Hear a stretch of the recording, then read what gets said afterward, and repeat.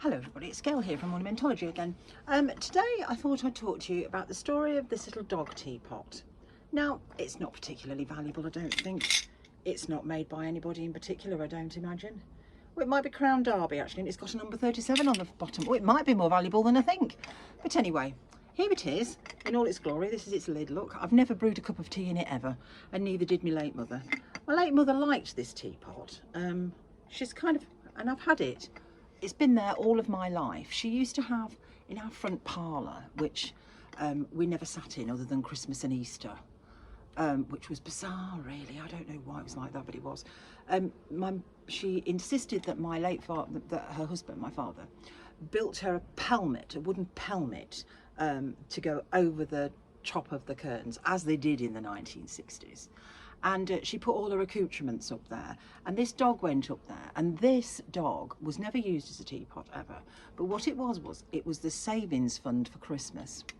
So she would, every time she had a bit of spare money, and they were a bit sort of like bare ass poor, my parents. They weren't very wealthy at all, and my mum didn't work and my dad worked for the council, so they didn't have a lot of money, and we lived in a rented council house in, you know, in the south of Lincolnshire, and they didn't have a lot of cash, to be fair. So if she ever had managed to get a few bob together, and it would have been bob in those days, you know, a few shillings together, she'd put it in the dog.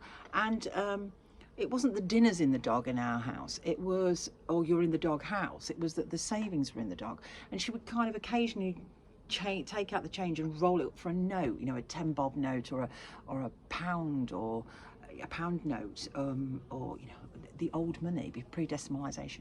And she would kind of slowly fill this up, and then at Christmas she would use it for the meat fund. So, excuse me, I've got an insect. She'd use it for the meat fund, and for those little special things for food. It wasn't used for Christmas present, it was always used for the food.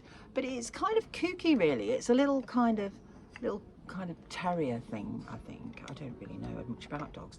And it's, you know, all the glaze is cracked, and it's quite old. Well, because I'm quite old, and it's older than me, I suppose. I wouldn't think that it's of great amount of value, I don't know. But here it is. And so I keep it in a china cabinet myself, and inside of it are all the spare keys, because my lovely son, who's a bit dyslexic, oh, it looks like a head loss dog, I've got to put a head on, it looks a bit ridiculous.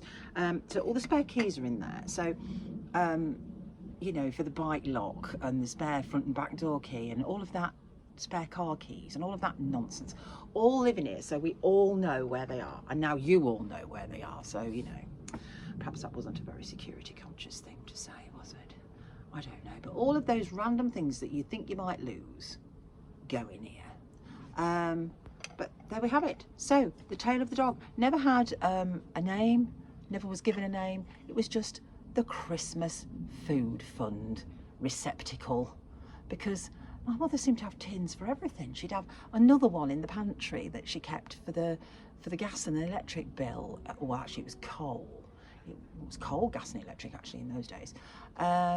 And then she'd have another one somewhere else for the bread money, because we used to have a man, I'm going to put this down, she used to have a man called Johnny, who used to come round with a bread basket and deliver our bread. And then there was another chap, we had the milkman, and we had the coalman. It was like that then. You know, our coalman was this little tiny man called Derek Curtis. I don't even know, he's probably, he might be still alive, I don't know. And his dad ran the coal yard, and he was great chums with my dad. And he used to take us kids, because we didn't have a car, and of course Derek did. So he and my dad would share the driving, and we'd go to Mablethorpe on the Maybank holiday, and Derek would give us each threepence. And treat us to a donkey ride and an ice cream, and my mum would do sandwiches which would be packed up in a biscuit tin, and you know, there was no such thing as a cool box in the 1960s. Well, if they did, we certainly didn't have one. And so all the sandwiches were always warm. So warm sandwiches and warm pop. It was kind of bizarre. We used to have all these tins of sandwiches, and oh, it was amazing, and we used to go out and have a lovely time, and we used to be able to spend our threepence wildly on whatever we bought with it. I can't even remember. Probably my dad used to quite like that game that's like that you put the money in and it falls down and pushes the money out, and we'd have a few pence to chuck in that, and you know, life was pretty simple, to be fair. But it was really good. So yeah, anyway, that's enough of me rambling on about my strange little old childhood. Thank you very much for your time, and look forward to seeing you on the next one. Bye now.